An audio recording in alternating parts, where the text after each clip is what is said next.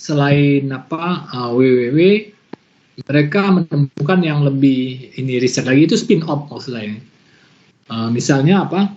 Misalnya PET ya, proton emission tomography, itu dasarnya startnya di sana ya, startnya di sana. Ya. Sekarang itu sudah menjadi alat standar di kedokteran untuk menentukan cancer, lokasi cancer secara akurat. Intinya adalah apa? Intinya dilepaskan saja positron ya di tempat lokasi kanker tersebut. Cara membawa positron ke kanker tersebut itu urusan orang fisika medis ya, dan orang dokter ya. Ya diberilah masukan ke larutan yang mayoritas akan pergi ke sana ya. Di situ ketika positronnya dilepas, dia akan ketemu elektron, kemudian elektron dan positron kalau ketemu dia akan memancarkan dua gamma. Hukum kekekalan momentum mengatakan gammanya kalau satu ke sana, satu harus ke sana. Mengapa? Karena positron itu lepasnya dengan kecepatan sangat rendah, hampir diam ketemu elektron. Satu ke sana, satu ke sana, satu sana ke sana, kemudian satu ke sana dan ke sana. Jadi sebentar, ini anak saya nih. Satu sana, sana, dan akhirnya karena banyak perpotongan, misalnya itu kansernya ada di kepala saya, dia bisa menggambarkan lokasi dan massa besarnya kanser tersebut setelah dicitrakan hasilnya dengan komputer. Itu PET. Ya. Nah, saya kembali, intinya adalah kalau kita menghasilkan langsung sesuatu produk yang dipakai langsung oleh masyarakat, itu namanya spin-off ya. Inti kebanyakan riset-riset kita itu harus kita jual dalam bentuk seminar, konferensi, di mana para ahli duduk di situ, kemudian mereka memerlukan ide baru, hasil riset baru untuk mengembangkan riset mereka. Dan kadang-kadang juga mereka bekerja sama dengan industri ya. Emang beberapa bekerja sama dengan industri. Fisikawan teori banyak bekerja sama dengan industri, misalnya industri komputer ya. Mereka ingin sesuatu yang lebih cepat lagi ya. Bahkan kalau di CERN itu mereka selalu mendesak industri supaya menghasilkan superkonduktor yang sekuat-kuatnya, kemudian cryogenik, pendingin yang serendah-rendahnya ya. Karena memang untuk menghasilkan partikel yang kecepatannya sangat tinggi, kita butuhkan superkonduktor paling kuat yang kadang-kadang belum ada di planet ini. Jadi sains kadang-kadang mendorong industriawan supaya bekerja lebih maksudnya melebihi batas kemampuannya. Good. Nah, bentar ya. Oke, saya cerita lagi. Jadi intinya adalah Anda harus presentasi untuk menjual. Itu yang benar. Kalau Anda presentasi kemana-mana, di tempat para ahli yang memang membutuhkan, atau di tempat komunitas yang membutuhkan, maka mereka akan mengutip Anda, mengutip paper Anda, dan kutipan Anda bertambah, H-index Anda bertambah, universitas Anda akan naik rankingnya, begitu ya. Jadi itu yang benar kalau menurut saya, menaikkan ranking gitu ya. Naikkan ranking, risetlah yang baik. Anda pergi ke komunitas internasional, publikasikan.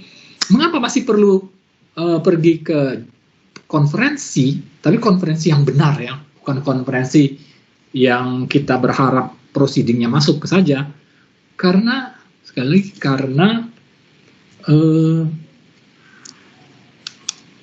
mengapa tidak menulis di jurnal saja ya? Karena itu yang namanya publikasi di jurnal, itu sudah bertumpuk-tumpuk ya, sudah bertumpuk-tumpuk. Anda publish seperti misalnya saya publish di Physical Review, yang baca hanya 1-2 orang ya, terus terang. Bagaimana supaya orang lain baca? Ya saya bikin keributan dalam tanda kutip misalnya ya, keributan. Baru orang baca ya. Contohnya, misalnya saya bikin kemarin itu paper tahun 2013 ya. Paper dengan judul yang sangat memancing perhatian orang, namanya non-identical protons. Jadi saya buat bahwa asumsi saya proton-proton di alam semesta ini tidak sama. Ini sebenarnya mengubah benar segala paradigma yang ada, karena proton itu kan kita tahu bahwa Dia partikel yang ukurannya sama, kemudian ya dia partikel identik ya kalau proton-proton itu fermion identik. Sehingga kalau asumsi saya itu benar, itu langsung bisa mengubah semuanya ya. Pengetahuan orang 100 tahun ini itu bisa mengubah. Itu misalnya. Tapi memang ini kan sulit ya. Terus terang saja 3 bulan setelah paper saya muncul, publish itu langsung muncul juga kritik ya, komen yang menyatakan bahwa penelitian saya salah ya. Saya letakkan paper tersebut di archive. Archive itu adalah tempat untuk meletakkan preprint ya, yang sebelum dikirim ke jurnal. Saya dapat komen dari orang-orang lapak sebelahnya archive. Apa lapak sebelahnya archive? Archive itu tempat meletakkan preprint ya, orang-orang serius. Tapi ada beberapa orang yang misalnya bikin teori yang aneh-aneh gitu ya, yang percaya bahwa bumi datar ya, itu mencoba masuk ke sana, akhirnya dibatasi, tidak boleh masuk ke sana kecuali atas rekomendasi seseorang yang sudah ada di sana gitu ya. Maka mereka ramai-ramai membuat kebalikan archive. Archive itu ARXIV. Mereka bikin menjadi VIXRA, Vixra gitu ya. Nah, begitu saya masukkan paper berjudul Non-Identical Protons, ya, ternyata mereka mengintip juga ke situ. Wah, langsung sudah dapat ya. Apa orang-orang yang teorinya aneh-aneh gitu ya. Tapi papernya nggak ada yang beres ya. Tapi intinya apa? Menarik perhatian orang gitu ya. Tapi menurut saya, kalau Anda membuat sesuatu kesalahan ya sebaiknya jangan ya. Akhirnya saya menyadari bahwa asumsi saya itu salah ya, maksudnya perhitungannya tidak membuktikan bahwa proton itu identik. Saya lagi mencari non-identik, saya lagi mencari cara lain.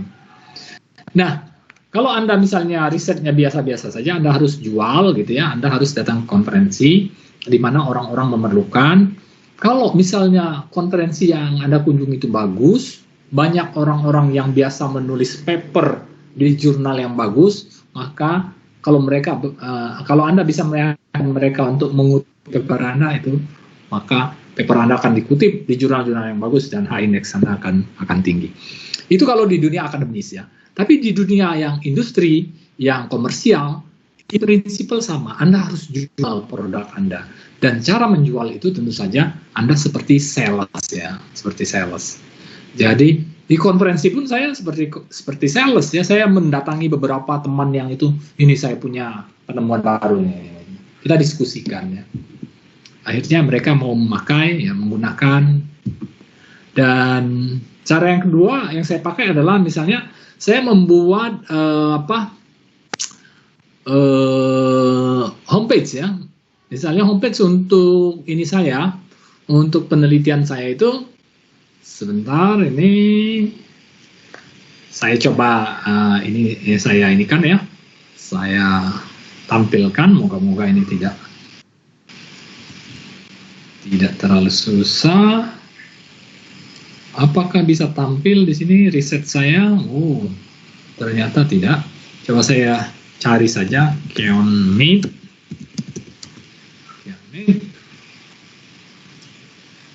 Oke. Good, ini coba saya share ya. Apakah bisa dilihat ini?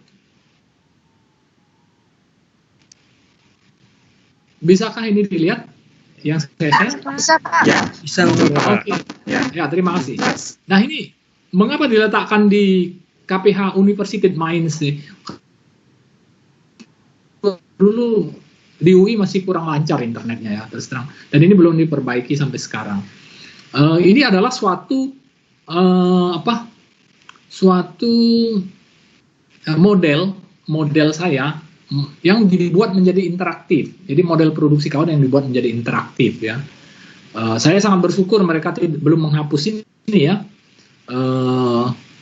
Ini adalah model yang waktu itu saya sebenarnya nggak ngerti ini kenapa harus dibuat seperti ini ya.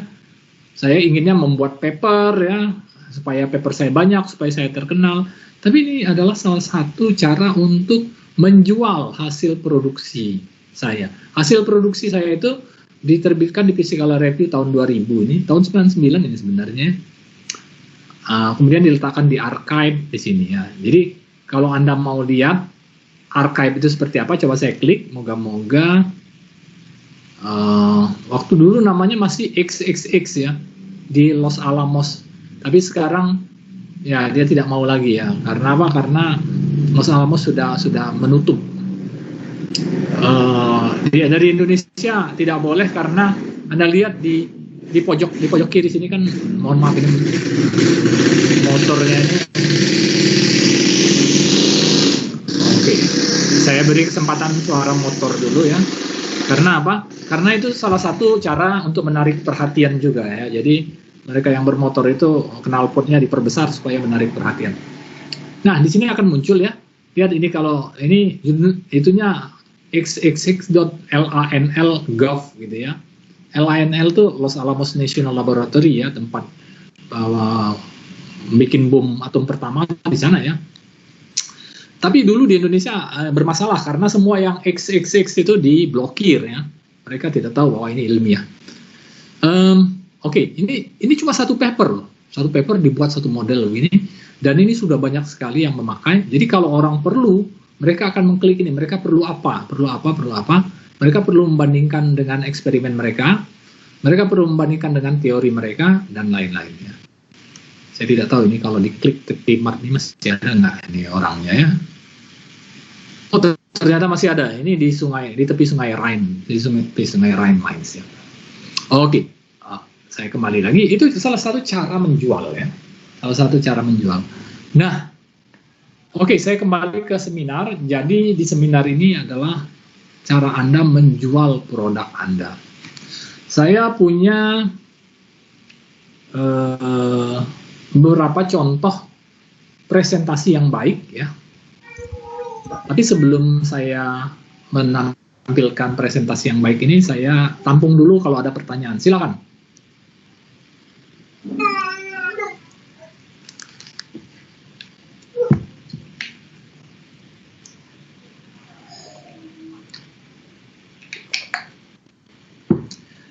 Tidak ada ya, jadi jelas semua.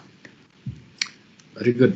Sambil menunggu kalau ada pertanyaan, saya sekarang coba masuk ke presentasi yang baik ya. TED Talk.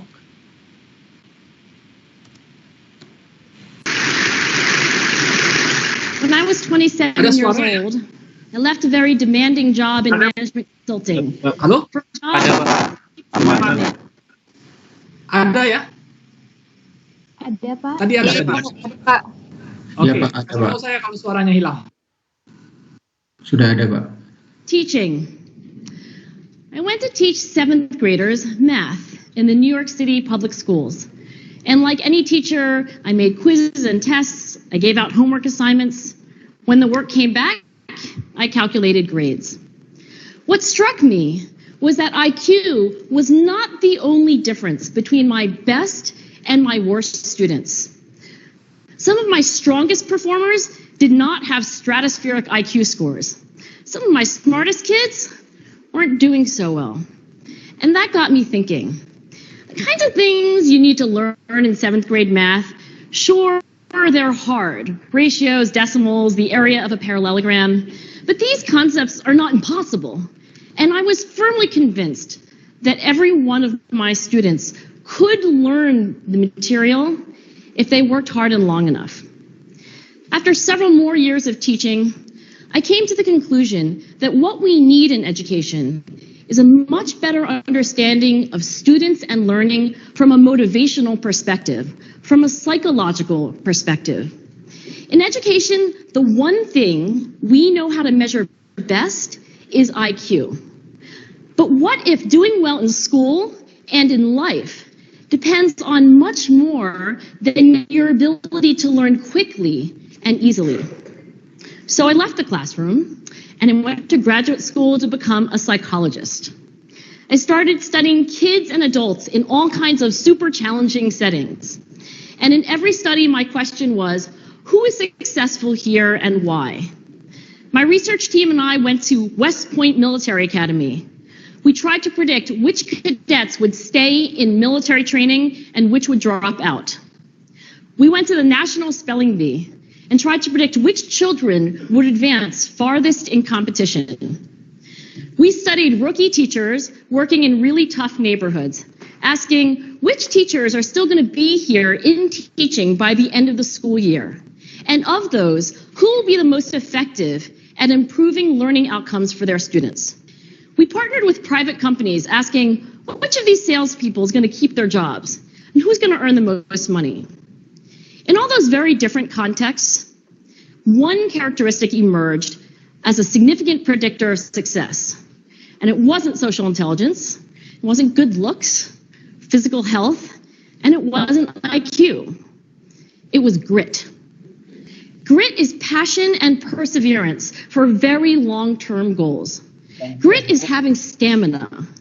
Grit is sticking with your future, day in, day out, not just for the week, not just for the month, but for years, and working really hard to make that future a reality. Grit is living life like it's a marathon, not a sprint. A few years ago, I started studying grit in the Chicago public schools. I asked thousands of high school juniors to take grit questionnaires, and then waited around more than a year to see who would graduate. Turns out that grittier kids were significantly more likely to graduate, even when I matched them on every characteristic I could measure. Things like family income, standardized achievement test scores, even how safe kids felt when they were at school. So it's not just at West Point or the National Spelling Bee that grit matters, it's also in school, especially for kids at risk for dropping out. To me, the most shocking thing about grit is how little we know, how little science knows about building it.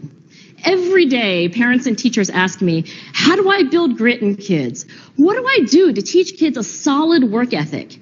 How do I keep them motivated for the long run? The honest answer is, I don't know.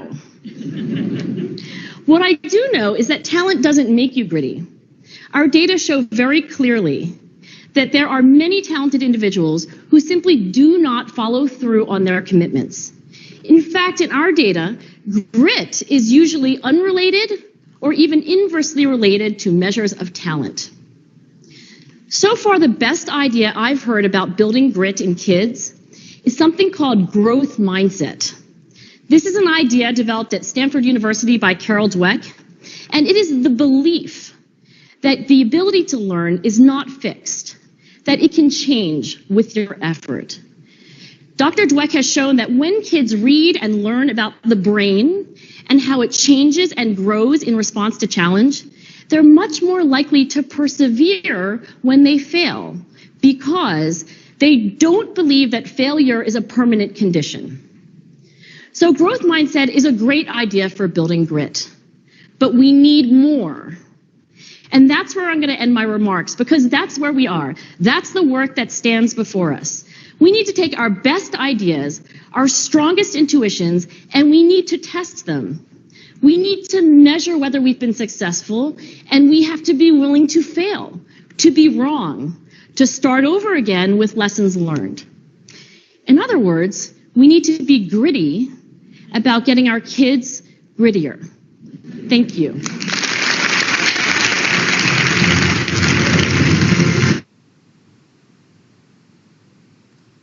Oke, benar, ini saya stop dulu tentu saja.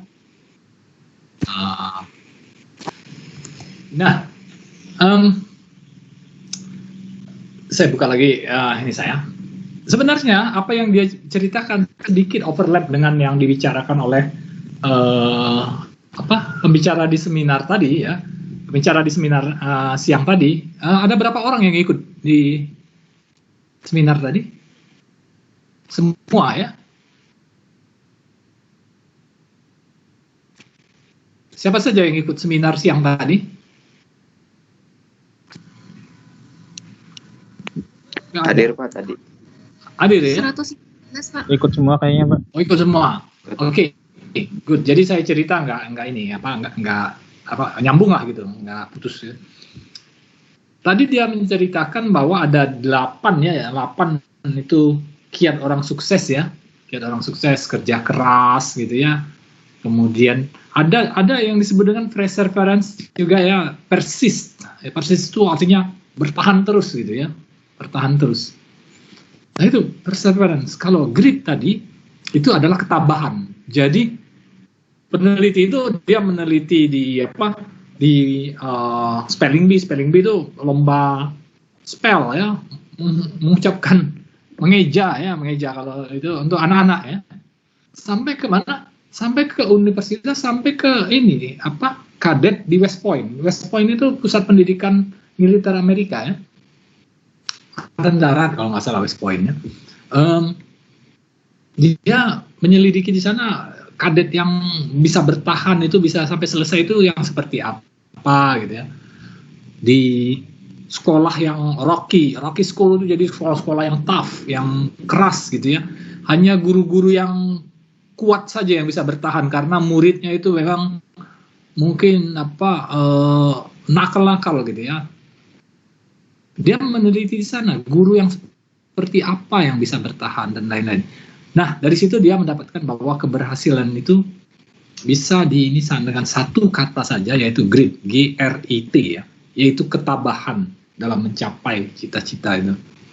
Grit itu bukannya, grit itu masuk stamina, tapi bukannya stamina untuk sprint, ya, bukan stamina untuk sprint, lari secepat-cepatnya, kemudian tidak terlalu jauh, bukan. Grit itu seperti stamina untuk maraton ya, terus saja panjang ya perjalanan, bahkan sampai Anda sukses, perjalanan sampai Anda sukses, grit gitu ya. Nah itu makanya saya tampilkan ini salah satu contoh presentasi yang bagus karena isinya bagus ya. Tapi di samping itu Anda akan lihat tadi bahwa si presenter itu bagus sekali dia membicarakan itu karena dia lancar sekali kelihatannya. Kemudian dia menggunakan bahasa tubuh, gerakan dan lain-lain untuk meyakinkan para audiensnya. Dan audiensnya diam ya, tidak ada yang resah ya.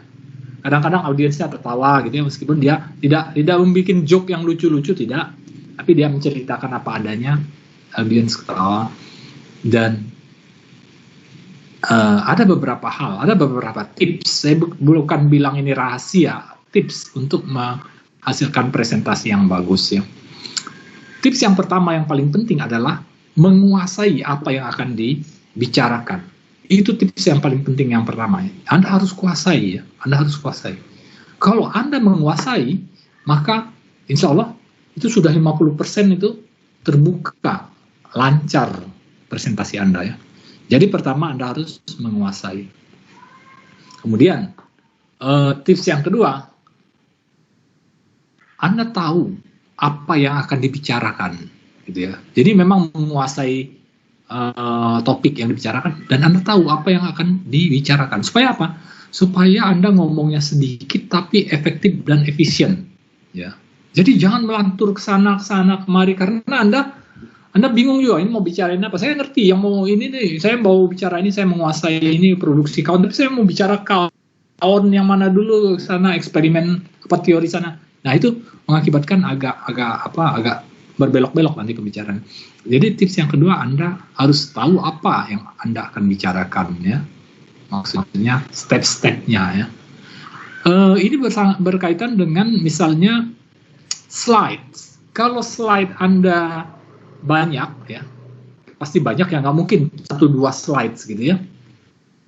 Maka Anda harus tahu ketika Anda berbicara di slide pertama misalnya, slide bukan judul ya, judul pertama mungkin judul, slide katakanlah slide kelima, Anda harus tahu slide ke-6 itu isinya apa sehingga ada jembatan Anda ngomong gitu. Ketika Anda mengganti slide pertama ke slide kedua, itu tidak putus Anda ya. Anda harus tahu. Di Microsoft PowerPoint itu sebenarnya Anda bisa membuat Windows kecil ya yang tidak tampil di LCD ya. Jadi di full screen-nya tidak muncul itu, tapi di ini Anda muncul. Di layar Anda muncul. Ini slides berikutnya itu isinya apa. Mengapa dimunculkan, dibikin orang? Karena orang udah tahu itu sangat penting ya. supaya Anda tidak putus ngomongnya ya. Karena apa? Kadang-kadang Anda sangat fokus pada slide itu, sehingga Anda lupa slide berikutnya apa. Ketika Anda klik, Anda bingung gitu ya. Loh, ini apa ya? Nah, gitu ya. Karena Anda terlalu fokus di slide slide sebelumnya gitu. Jadi itu fokus ya. Dan tentu saja PowerPoint Anda, PowerPoint misalnya, pointer ya, pointer itu jangan Anda gerak-gerakkan, itu sangat memusingkan orang ya. Kalau Anda presentasi offline pun juga online kan ada pointernya yang bisa digerakkan dengan mouse ya. Jangan Anda puter-puter gitu ya. Misalnya ingin menandai ini daerah ini, puter-puter gitu. Ini adalah daerah gitu ya. Itu pusing orang. Anda tunjuk saja. Ini adalah daerah di mana kami mengukur gitu ya. Seperti itu ya. Itu saja. Oke. Kemudian gunakanlah bahasa yang baik ya. Anda relax, dan saya tidak punya tips yang terakhir, tapi pengalaman saya menunjukkan bahwa semua ini juga bersangkutan atau berkaitan dengan jam terbang. Semakin sering Anda presentasi, semakin lancar. Bahkan kalau Anda punya satu topik yang dipresentasikan, Anda presentasikan kemana-mana, itu akan kelihatan sekali. Presentasi pertama Anda cukup, mungkin tidak terlalu lancar ya, misalnya 1 jam, kemudian kalau topik yang ini Anda presentasikan lagi ke yang kedua, maka ini akan mulai lebih lancar, mungkin malah jadi 50 menit ya. Dan kalau Anda sudah misalnya 5 kali melatih, ternyata jatuhnya cuma 30 menit gitu ya. Sehingga apa? Sehingga tidak ada kata lain selain practice gitu ya. Latih. Ini masalah jam terbang. Ya. Oke, saya kira itu tips saja. Silahkan kalau ada yang mau ditanyakan. Saya punya contoh kedua ya, tapi tentu saja ini masalah waktu juga ya.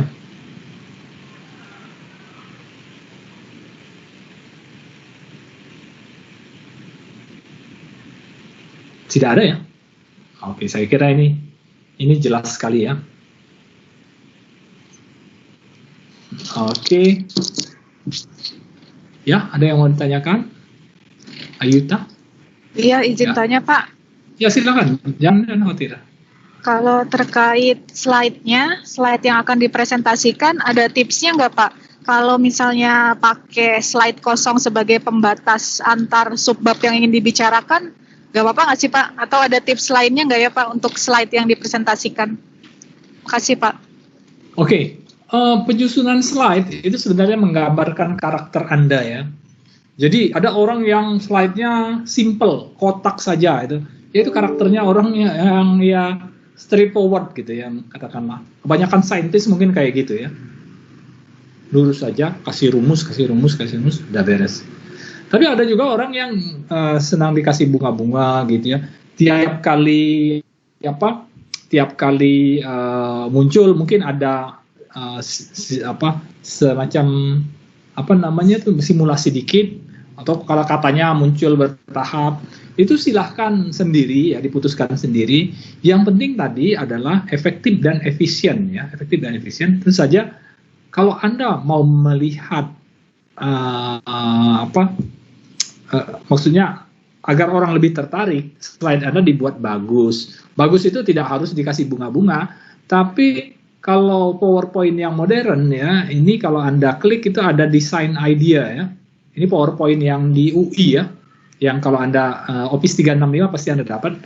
Ya, coba Anda konsultasikan di situ ya, klik design idea-nya. Seperti apa? Mereka menawarkan, misalnya Anda punya satu slide, klik idea, nanti mereka akan tawarkan beberapa format-format. Misalnya antar subbab boleh saja dibikin ditambah satu slide, tapi ya jangan lupa masalah waktu. Waktu itu sangat penting, dan kalau Anda pergi ke konferensi, terutama konferensi yang sekarang ini ya, yang pesertanya ratusan dan harus tuntas dalam sehari 2 hari gitu ya, tentu saja Anda paling banyak harus ngomong 10 menit gitu ya. Jangan banyak-banyak ya. Inti-inti idenya gitu ya. Kecuali kalau Anda diundang oleh suatu institut, misalnya Anda diundang fisika untuk presentasi selama 2 jam, silahkan pakai semuanya ya. Atau riset 30 menit terakhir, Anda pakai 1,5 jam, riset 30 menit terakhir untuk tanya jawab. Tapi kalau Anda pergi konferensi, 10 menit ngomong, ya saya tidak terlalu menyarankan Anda beri slide-slide kosong antara topik, antara dua topik misalnya ya. Oke, jadi sangat tergantung ini.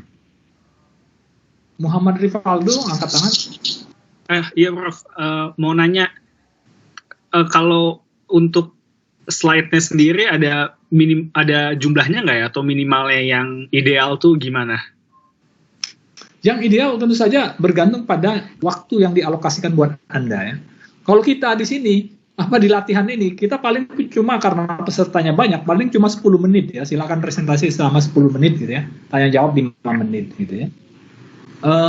Jadi itu paling 10 slide kalau Anda bicara 1 menit 1 slide gitu ya. Jadi sangat bergantung dengan waktu yang dialokasikan buat Anda berapa banyak. Kalau Anda diundang misalnya sering ya, mungkin kalau Anda sudah menjadi ilmuwan gitu ya, diundang untuk bicara selama 2 jam ya silakan ya. Apalagi kalau Anda diminta memberikan lecture. Saya waktu itu di Tohoku 3 tahun yang lalu itu lecture di SMP School. Wah, itu sudah lebih dari 100 slides ya, tentu saja ya. Saya kumpulkan karena lecture ya. Lecture itu sekali lecture 2 jam ya, habis itu nambah lagi ya 2 jam lagi ya. Jadi cukup banyak yang bisa ditampilkan. Jadi sekali lagi Anda pertimbangkan berapa waktu yang diberikan. Anda perkirakan mampu nggak misalnya. Average itu 1 slide 1 menit. Itu saya kira cukup jelas gitu ya. Tapi kalau Anda bisa bicara dan dilatih 20 slide dalam 10 menit bisa sebenarnya. Tapi itu kebanyakan menurut saya ya. Tapi sebenarnya kalau Anda latih terus ya insya Allah bisa. Saya tuh sebenarnya kaget dulu. Saya punya 2 profesor, satu di tempat saya ngambil doktor di Mainz, satu lagi di Washington DC. Saya riset pasca doktoral sana. Yang di Washington DC itu jauh lebih muda ya, beda umur 5 tahun lah dengan saya ya. Dia tua 5 tahun misalnya. Dia katakan waktu itu dia orang Jerman yang tinggal di Amerika, bahasa Inggrisnya perfect sekali. Tapi dia bilang kalau saya harus presentasi, maka malamnya saya latih di depan kaca. Anda bayangkan ya, orang kayak gitu ya, profesor gitu, dia latih gitu. Tapi emang bagus sekali dia, bagus sekali cara ngomongnya ya.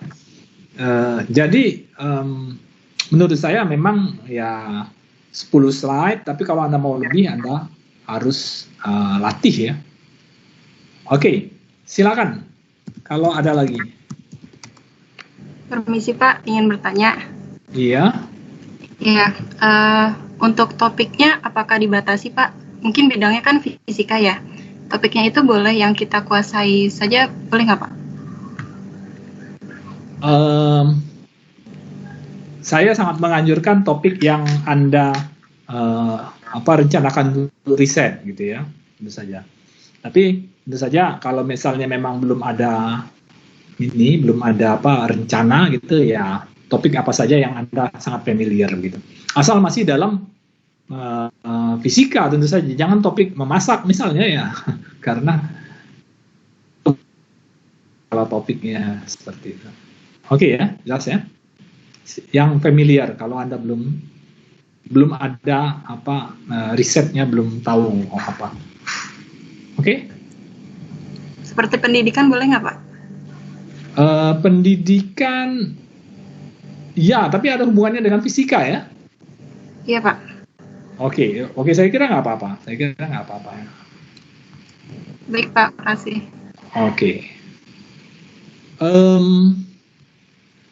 Ya, ini untuk sebagai salah satu tribut saya ke profesor saya. Profesor saya itu meninggal sekitar hampir 10 tahun yang lalu ya, 2012 ya. Dia masih muda, tapi dia seperti ini kira-kira ngomongnya. Ini seminar saja, seminar yang bukan presentasi yang baik ya. Ini sudah bisa dilihat ya gambarnya? Bisa Pak, bisa. Oke. Bisa Pak. Oke, tapi ini harus saya ini dulu karena saya harus ini dengan include sound ya. Very good. Oke, mari kita dengar dulu ya. We found is that there are distinct patterns. What we found is that there are distinct patterns, that these questions fall into distinct categories. And much of our further work actually goes about looking at what distinguishes a so-called harder question from a so-called medium from a so-called easy question.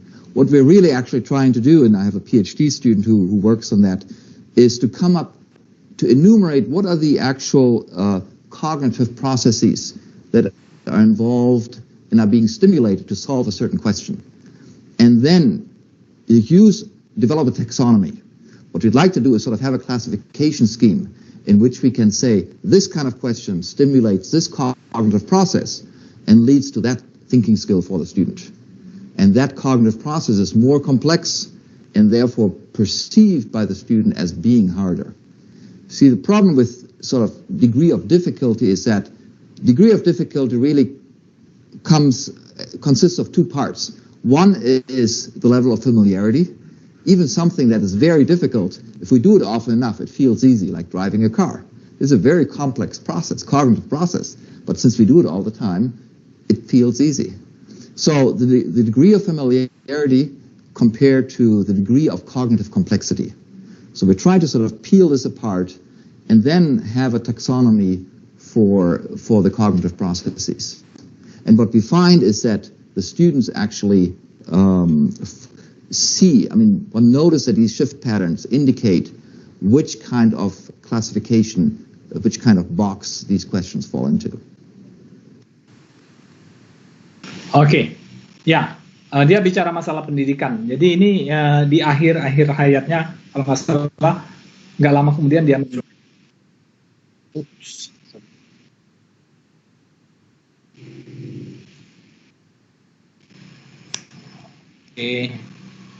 Iya, dia bicara masalah pendidikan ya. Sebenarnya dia ada layar, ada slide, tapi dia membicarakan seperti itu. Jadi intinya adalah Anda mungkin harus menggunakan gerakan tubuh dan lain-lain untuk lebih meyakinkan para audiens tentang ini Anda, apa yang Anda jual dalam tanda kutip ya. Silakan kalau ada pertanyaan lain.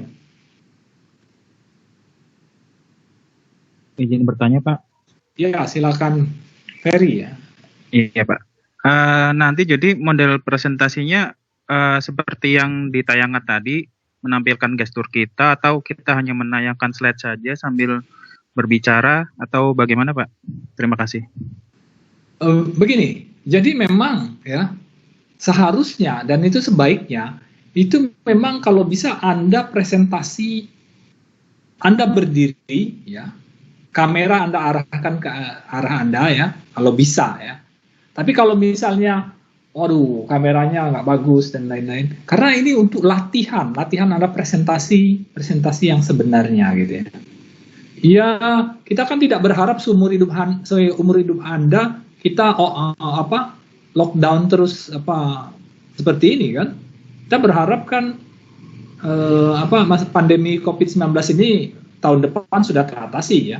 Setelah ini teratasi ya mau nggak mau kan Anda kan kalau presentasi kan offline ya. Jadi di sini sebenarnya saya berharap sebenarnya kalau bisa tampilkan bagaimana Anda presentasi di depan gitu. Kalau tidak bisa memang karena ada alasan apa boleh buat. Anda harus tampilkan paling tidak itu adalah Anda tampilkan ini Anda buka ini kamera Anda dan Anda share ya. Anda share. Jadi selain di layar saya dan di layar teman-teman Anda itu akan muncul PowerPoint Anda dan akan muncul juga gaya Anda, bagaimana Anda menjelaskan gitu ya. Itu penting dalam presentasi ya. Dalam menjual sesuatu, Anda nggak bisa Anda menyembunyikan wajah Anda saja, kemudian orang langsung yakin gitu ya. Anda harus mempengaruhi. Presentasi itu gaya Anda, cara Anda, intonasi Anda, cara Anda berbicara itu sangat meyakinkan ya, sangat berperan dalam meyakinkan konsumen Anda. Jadi saya berharap kita latihan di sini ya. Paling sedikit seperti saya ini, Anda duduk gitu, kemudian Anda tampilkan Anda share PowerPoint-nya gitu. Oke ya. Oke, Ferry. Baik, Pak. Terima kasih. Iya. Ada lagi?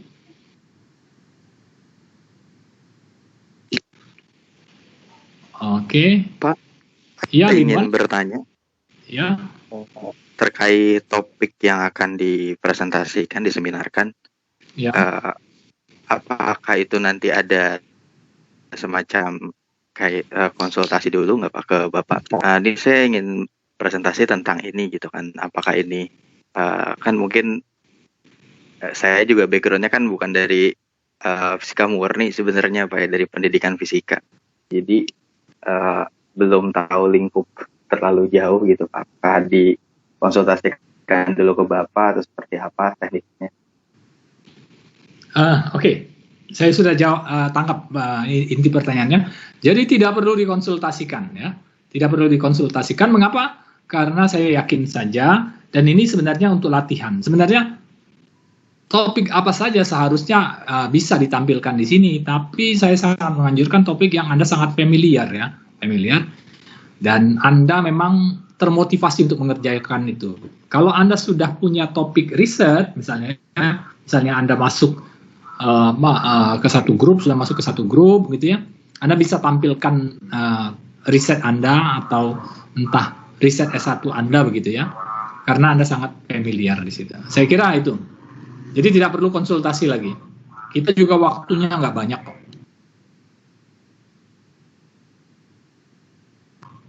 Oke, ada lagi? Iya Pak, saya ingin bertanya terkait topik yang akan kita presentasikan tersebut, apakah ada batasan mengenai publikasinya harus 5 tahun ke belakang atau harus jurnal internasional seperti itu Pak?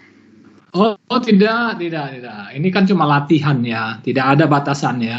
Saya sangat mengharapkan yang Anda presentasikan itu adalah pertama ya, berkaitan dengan fisika yang Anda tekuni di sini. Kalau bisa sedekat-dekatnya dengan fisika, kemudian biar pendidikan fisika boleh. Yang kemudian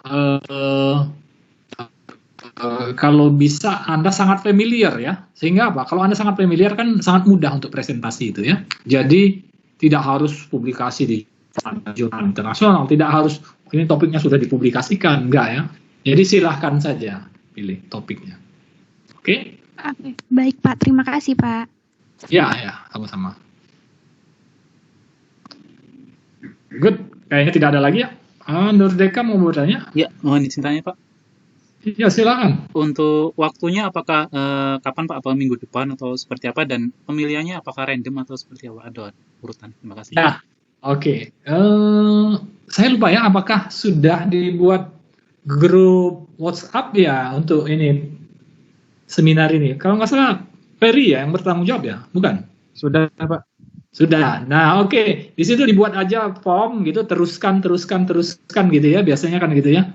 Kalau bisa, minggu depan saya masih bicara sekali lagi. Minggu depannya lagi mulai start kita ya.